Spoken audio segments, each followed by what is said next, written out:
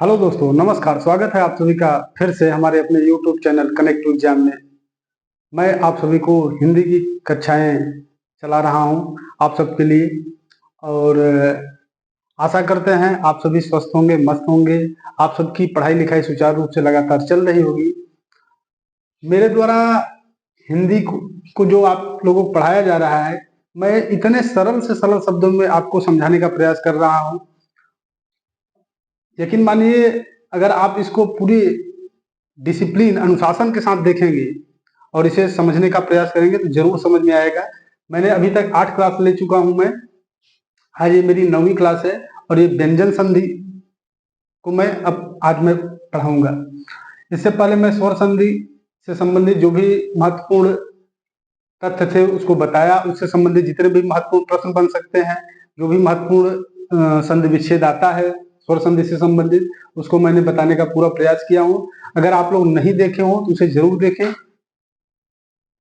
उसके बाद ही आपको ये आगे जो मैं बताऊंगा वो समझ में आएगा। तो आज हमारा व्यंजन संधि मैं आप लोगों को पढ़ाऊंगा।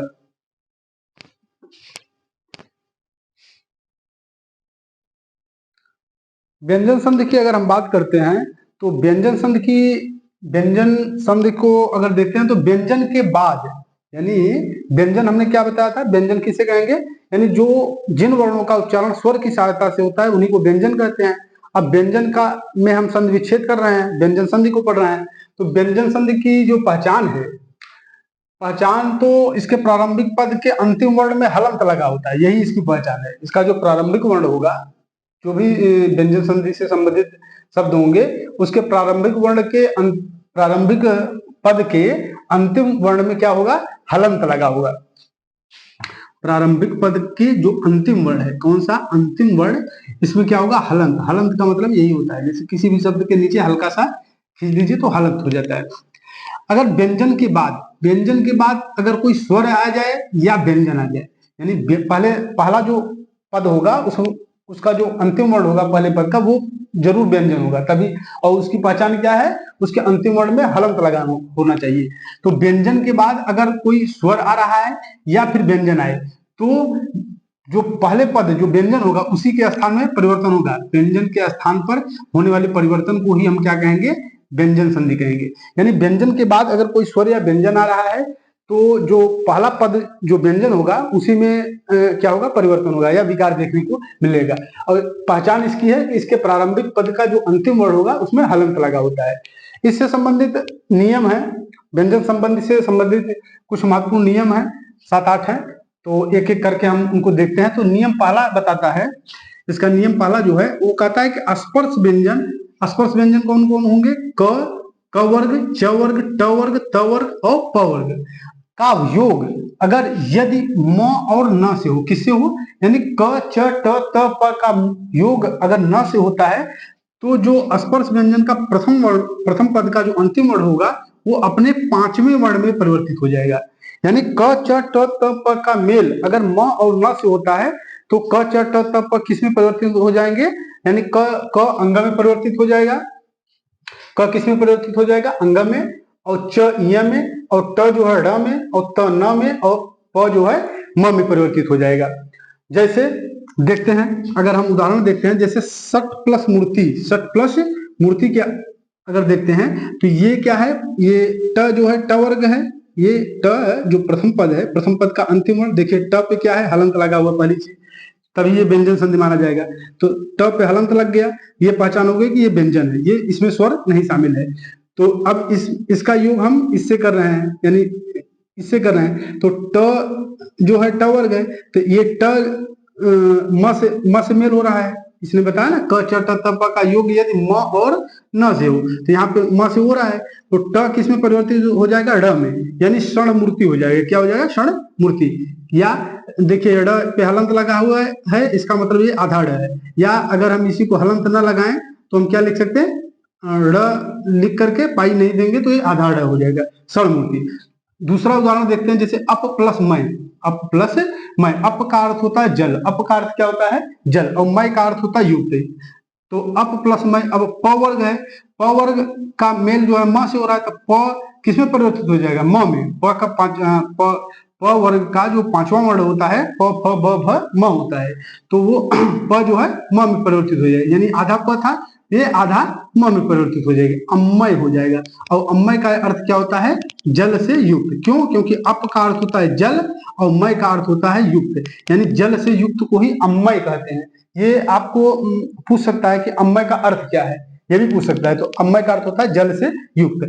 अगर हम तीसरा उदाहरण देखते हैं तो जगत प्लस नाथ, जगत प्लस नाथ, त पे क्या हुआ है? हलंत लगा हुआ है, यानी कि इसमें इसमें ये आधा त है, यानी इसमें स्वर नहीं है। तो त का योग न से हो रहा है, तो त किस में परिवर्तित हो जाएगा? आधा न में। क्यों? क्योंकि ये हलंत लगा हुआ, यानी इसमें स्वर नहीं है, तो यहाँ पे आधा न आ गया। तो जगन्नाथ, यानी जगन्नाथ का संधि विच्छेद जगत प्लस नाथ, और षणमूर्ति का संधि विच्छेद षट प्लस मूर्ति, और अम्मय का अगर संधि विच्छेद करेंगे तो अप प्लस मय। इसी प्रकार से पन्नग, पन्नग जो है सर्प का पर्यायवाची होता है पन्नग। अगर इसका हम संधि विच्छेद करते हैं तो पत प्लस नग, पत प्लस नग। त पे देखिए हलंत लगा है, यानी इसमें स्वर शामिल नहीं है, तो त जो है न में परिवर्तित हो जाएगा, आधा न में यहाँ आ गया तो पन्नग हो गया। ये इसका पहला नियम था, स्पर्श व्यंजन का पहला नियम। दूसरा नियम क्या कहता है? दूसरा नियम कहता है कि म के बाद, अभी तो हमने कहां तक पढ़ा?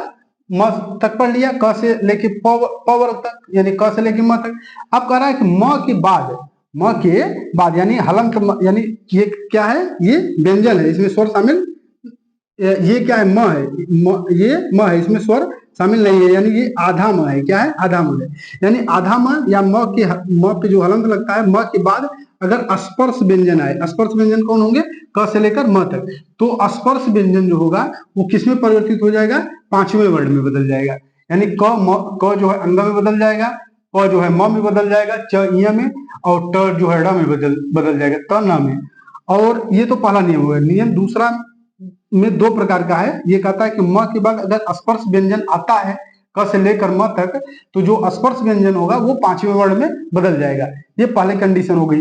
दूसरी कंडीशन कहता है कि अगर म के बाद अगर स्पर्श व्यंजन नहीं आए, स्पर्श व्यंजन नहीं आए, तब क्या है? य र ल व, यानी अंतःस्थ व्यंजन आ जाए, या फिर श, तालव्य श, मूर्धन्य श, दंत श और ह, यानी ये क्या है? उष्म व्यंजन आ जाए। यानी म के बाद अगर स्पर्श व्यंजन ना आए, या तो अंतःस्थ व्यंजन आ जाए या उष्म व्यंजन आ जाए, तो क्या हो जाएगा? म जो है अनुस्वार में बदल जाएगा। किस में बदल जाएगा? अनुस्वार में। अनुस्वार का जो प्रतीक चिन्ह क्या है? किसी भी शब्द के ऊपर बिंदी लगा देना, यही अनुस्वार होता है। इसी को अयोगवाह मिश्रित व्यंजन भी कहते हैं। अनुस्वार को ही अयोगवाह मिश्रित व्यंजन भी कहते हैं। इसके अयोगवाह मिश्रित व्यंजन हमने पढ़ाया था वर्णमाला में। अयोगवाह मिश्रित व्यंजन दो होते हैं, एक तो अनुस्वार हो जाता है, दूसरा विसर्ग। अनुस्वार को शीर्ष बिंदु वाला वर्ण कहते हैं, और जबकि विसर्ग को पार्श्व बिंदु वाला वर्ण कहते हैं। ये हमने पहले बता चुका हूं मैं। अब इसके अंतर्गत अगर हम उदाहरण देखते हैं, जैसे म के बाद अगर स्पर्श व्यंजन आ रहा है क से लेकर म तक, तो स्पर्श व्यंजन पांचवें वर्ण में बदलेगा। इसका उदाहरण देख लेते हैं, जैसे सम, सम के साथ धी आ रहा है, सम के साथ धी, जो हम संधि पढ़ रहे हैं इसी का हम संधि विच्छेद कर रहे हैं। तो म के बाद क्या आ रहा है? ध आ रहा है, यानी क से लेके म के बीच में ही ध आता है। तो म के बाद अगर ध आएगा तो ये किसमें परिवर्तित हो जाएगा? ये और कौन सा परिवर्तित होगा? ये बाद वाला वर्ण परिवर्तित होगा। ये किसमें चला जाएगा? ध, यानी ध जो है त वर्ग का है, तो त वर्ग का जो पांचवा वर्ण होगा न होगा, तो इसलिए ध जो है ये परिवर्तित तो म ही होगा, लेकिन ये ध के पहले क्या होगा? न लग जाएगा, संधि। स्पर्श व्यंजन में, स्पर्श व्यंजन का पांचवें वर्ण में परिवर्तन हो जाता है, संधि। जैसे परम प्लस तू, अब परम प्लस तू है, तो इस म के स्थान पे न आ रहा है, इस म के स्थान पे न आ रहा है। क्यों? क्योंकि ये कह रहा है कि म के बाद अगर स्पर्श व्यंजन क से लेकर म तक कोई भी आता है, तो जो भी स्पर्श व्यंजन होगा वो अपने पांचवें वर्ण में बदल जाएगा। तो त का पांचवा वर्ण क्या होगा? न होगा, तो त से पहले क्या लग जाएगा? न लग जाएगा। तो परम प्लस तू का अगर संधि विच्छेद देखते हैं या संधि देखते हैं तो परंतु होता है, और परंतु का संधि विच्छेद परम प्लस तू है। अगर हम देखते हैं किम प्लस नर, जो किन्नर होते हैं, किन्नर जिसे थर्ड जेंडर की संज्ञा दी गई है, तो किम प्लस नर, तो म के बाद क्या आ गया? न आ गया। तो ये भैया अब क्या होगा? अब ये न जो है, न फिर किसमें परिवर्तित होगा? न किसका है? त वर्ग का है, तो न में ही परिवर्तित हो जाएगा। ये आधा म है, यहाँ आधा न आ गया, किन्नर हो गया। ये आधा म था, तो ये तो जो है त का अंतिम पांचवा वर्ण कौन सा होगा? न होगा। ये आधा म था इसलिए यहाँ पे आधा न आ गया। उसी प्रकार से ध इसमें देखेंगे तो सम प्लस धी में भी क्या था? ये त वर्ग का था। तो त वर्ग का अंतिम वर्ण या पांचवा वर्ण न होता है। क्योंकि यहाँ पे म आधा है इसलिए आधा न आ गया। अब हम देखते हैं ये दूसरा दूसरा जो नियम है, म के बाद अगर स्पर्श व्यंजन नहीं आता है, अंतःस्थ व्यंजन य र ल व या उष्म व्यंजन स, तालव्य स, मूर्धन्य स, दंत स और ह आ जाता है तो म किस में बदल जाएगा? अनुस्वार में। जैसे सम प्लस विधान, सम प्लस विधान, सम प्लस विधान की बात करते हैं तो वह क्या है? वह आपका अंतःस्थ व्यंजन है। तो म के बाद क्या आ गया? अंतःस्थ व्यंजन आ गया, यानी स्पर्श व्यंजन नहीं आया। तो क्या हो जाएगा? म के स्थान पे अनुस्वार लग जाएगा। सम प्लस विधान से संविधान, यानी संविधान का अगर हम संधि विच्छेद करेंगे तो संविधान व्यंजन संधि का उदाहरण है, पहली चीज। दूसरी चीज कि संविधान का अगर संधि विच्छेद करेंगे तो सम म पे हलंत प्लस विधान, संविधान। इसी प्रकार से अगर हम इसका देखते हैं स्वयंवर का, स्वयंवर का तो स्वयं म पे हलंत प्लस वर। अब देखिए यहां पर भी वह क्या है? वह भैया आपका वह अंतःस्थ व्यंजन है, तो यानी स्पर्श व्यंजन नहीं है। तो स्वयं प्लस वर, तो ये म जो है अनुस्वार में यहाँ पे परिवर्तित हो गया, स्वयंवर। इसी प्रकार से संशय का जब हम संधि विच्छेद करते हैं तो ये क्या है? तालव्य स है, तालव्य स है तो ये उष्म व्यंजन है। तो सम प्लस स यानी संशय, यानी ये म के अनुसार म का जो परिवर्तन अनुस्वार में हो जाएगा। इसी प्रकार से अगर हम संसद का अगर हम संधि विच्छेद करते हैं तो ये क्या हो जाएगा? सम प्लस सद, सम प्लस सद। ये क्या है? स, ये दंत स है और दंत स कैसा है? उष्म व्यंजन है। ये स्पर्श व्यंजन के अंतर्गत नहीं आ रहा है। ये किसके अंतर्गत आ रहा है? उष्म व्यंजन के अंतर्गत। तो म जो है यहाँ पर भी अनुस्वार में परिवर्तित हो जाएगा। तो स म का अनुस्वार में बदल गया, संग हो गया और ये सद जुड़ गया, संसद। इसी प्रकार से संयोग को भी देखेंगे तो सम प्लस योग और सम प्लस वाद से संवाद। ये महत्वपूर्ण नियम व्यंजन संधि के थे। अब आइए चलते हैं आगे के कुछ महत्वपूर्ण नियमों को भी देख लेते हैं जो कि व्यंजन संधि के ही हैं। तो तीसरा नियम है, यदि त या द के बाद, यदि त या द के बाद अगर च या छ आएगा तो च या छ का परिवर्तन किसमें हो जाएगा? आधा च में। तो किसका परिवर्तन? यानी त या द के बाद अगर च या छ आता है तो, और द के बाद अगर च या छ आता है तो इसका परिवर्तन किसमें हो जाएगा? आधा च में, यानी च पे हलंत या आधा च में।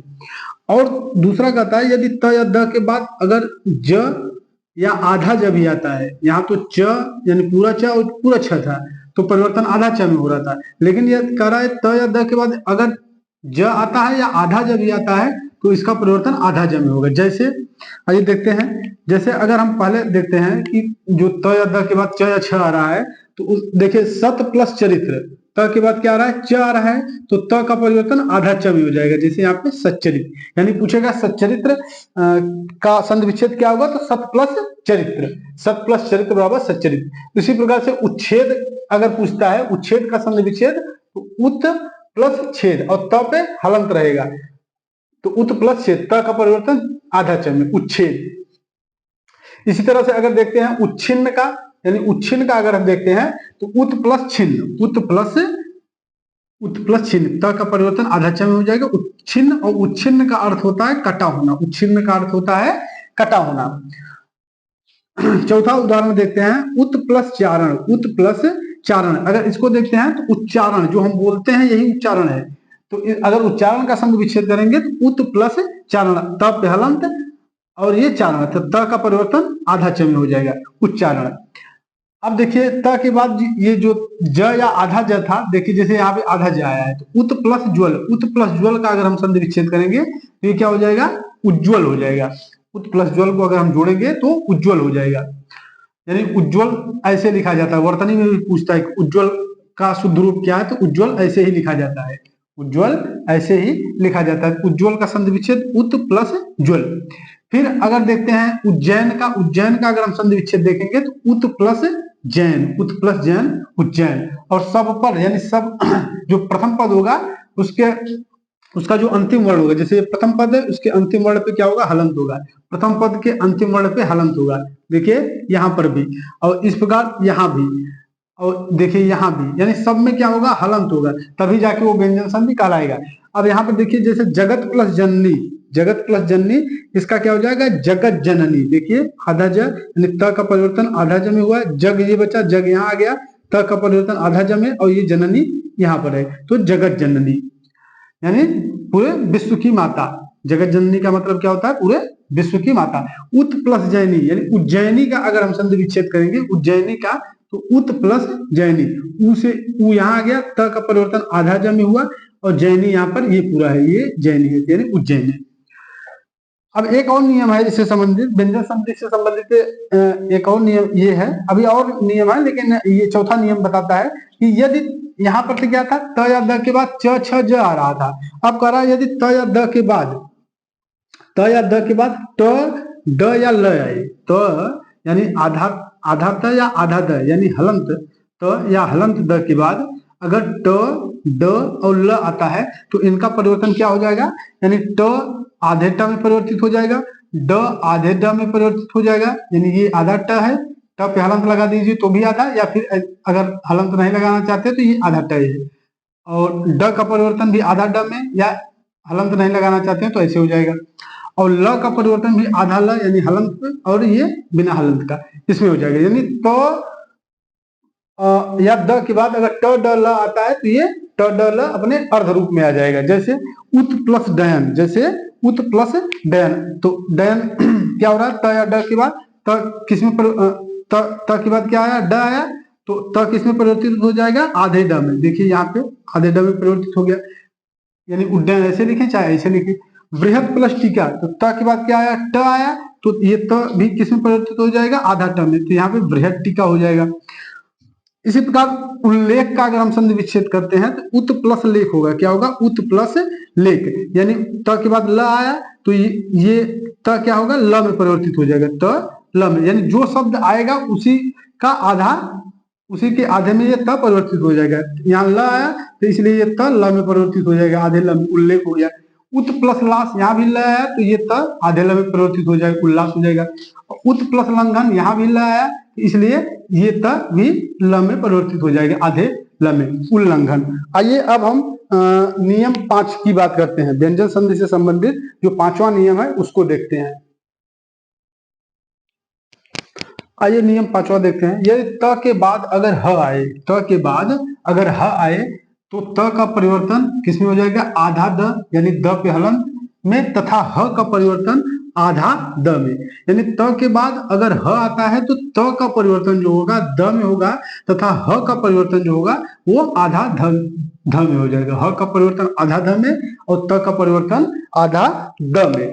त का परिवर्तन किसमें हो जाएगा, यानी त के बाद अगर ह आएगा तो त का जो परिवर्तन होगा वो आधा द में, तथा ह का परिवर्तन आधा ध में। जैसे उत प्लस हार, त के बाद क्या आ गया, ह आ गया, तो त किस में जाएगा, आधा द में चला जाएगा, आधा द में, और ह जो है आधा ध में चला जाएगा। यानी उत प्लस हार का अगर हम संधि विच्छेद करेंगे तो उद्धार, ये क्या हो जाएगा, उद्धार। यानी उद्धार का अगर हम संधि विच्छेद करते हैं तो उत प्लस हार, यानी उद्धार को इस तरह से भी लिख सकते हैं और इस तरह से। यहाँ देखिए आधा द है, पूरा ध है, लेकिन यहाँ पे आधा द है, ध है और पूरा द है।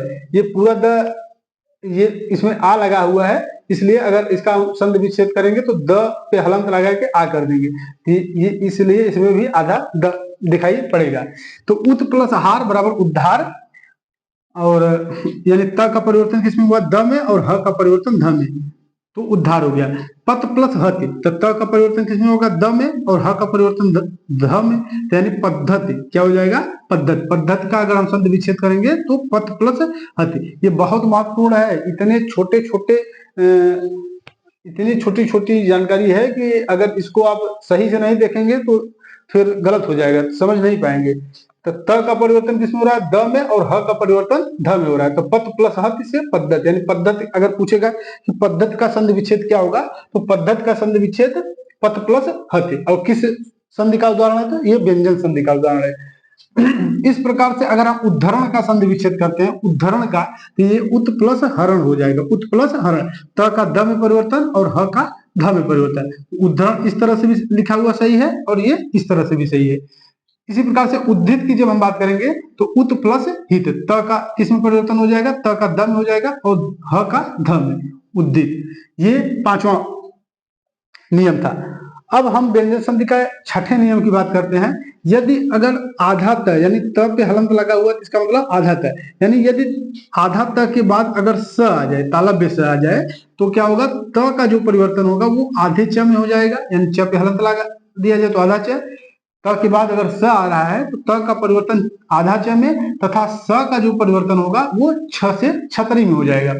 जैसे देखिए, सत प्लस शास्त्र, यहाँ सत प्लस शास्त्र, ये क्या है, आधा त है, त के बाद क्या आया, स आया, त के बाद तालव्य स आया, तो तालव्य स आया तो त का परिवर्तन किस में होगा, त का परिवर्तन आधा च में हो जाएगा और स का परिवर्तन छ में हो जाएगा। तो यहाँ पे त से च बना और स से छ बना, यहाँ क्या बचा, स बचा, स आ गया, आधा त की जगह पे च आ गया और इस स की जगह पे छ आ गया, आ की मात्रा लगी अस्त्र, यानी सच्छास्त्र। सच्छास्त्र का अगर हम संधि विच्छेद करेंगे तो सत प्लस शास्त्र, सत प्लस शास्त्र बराबर सच्छास्त्र। इसी प्रकार से अगर हम उच्छृंखल का अगर संधि विच्छेद करते हैं तो उत प्लस श्रृंखल, श्रृंखल में इस तरह से भी लिख सकते हैं और इस तरह से भी, श्रृंखल दोनों सही है। ये तालव्य से, क्यों, क्योंकि स्र का निर्माण हमने बताया था तालव्य स और र से होता है, तालव्य स और र से, इसलिए श्रृंखल ये भी सही है, ये भी सही है। तो उत प्लस श्रृंखल से उच्छृंखल, तो त का परिवर्तन किसमें हुआ, च में, और स का परिवर्तन छ से छतरी में हुआ, उच्छृंखल हो गया। एक और नियम है संधि व्यंजन संधि का, ये अंतिम नियम है, इसके बाद व्यंजन संधि हमारी समाप्त हो जाएगी।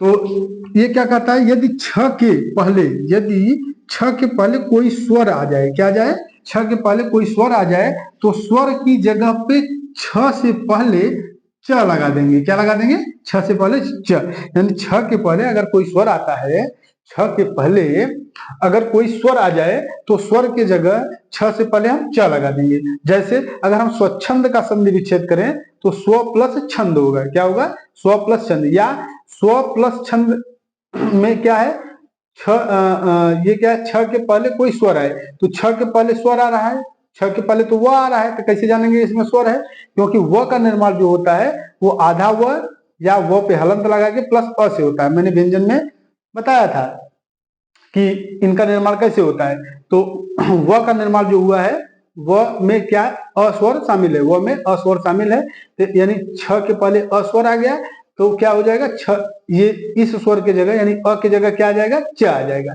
और छ ही रहेगा, स्व स्व, और इस अ की जगह च आ जाएगा, स्वच्छंद। इसी प्रकार से अनुच्छेद की जब हम बात करेंगे, अनुच्छेद की, तो अनु प्लस छेद। अब नु क्या है, नु में नु का निर्माण आधा न और उ से हुआ है, और उ क्या है, स्वर है, उ क्या है, स्वर है। नु तो व्यंजन है, नु व्यंजन है, लेकिन व्यंजन का जब हम व्यंजन का इसका निर्माण कैसे हुआ है अगर हम देखेंगे तो नु का निर्माण आधा न प्लस छोटा उ से हुआ है, तो छोटा उ चूंकि स्वर है तो छ से पहले स्वर आ गया, वही कह रहा है कि अगर स्वर आ जाएगा तो छ से पहले स्वर की जगह पे क्या कर देंगे, च लगा देंगे, तो इस उ की जगह पे यहाँ पे च लगा दिया, अनुच्छेद हो गया, ये क्या हो गया, अनुच्छेद। इसी प्रकार से वी प्लस छेद बराबर विच्छेद होता है, वी प्लस छेद बराबर विच्छेद, यानी वी का निर्माण आधा हुआ और छोटी ई से हुआ है तो ई के जगह पे च लगा दिया, विच्छेद। इस प्रकार से ये हमारी व्यंजन संधि समाप्त होती है, और आशा करते हैं कि आपको समझ में भी आया होगा। अगर आप ध्यान से देखे होंगे, मेरी बातों को ध्यान पूर्वक सुने होंगे, अपनी कानों तक अच्छे से मेरी आवाज को सुने होंगे या मेरी बातों को समझे होंगे, तो अवश्य ही आपको समझ में आया होगा। जितना भी सरल हो सकता है उसको मैं पढ़ाने का प्रयास किया। अगर कहीं भी आपको समस्या आ रही हो तो हमें कमेंट बॉक्स में बताएं, मैं उसे और भी सरल शब्दों में समझाने का प्रयास करूंगा। और अब इसके बाद मैं विसर्ग संधि पढ़ाऊंगा, और आज के लिए बस इतना ही करूंगा। अगर हमारा ये वीडियो आपको पसंद आया हो तो हमारे इस वीडियो को लाइक करें, शेयर करें और हमारे कनेक्ट टू एग्जाम के चैनल को सब्सक्राइब करें। धन्यवाद। जय हिंद।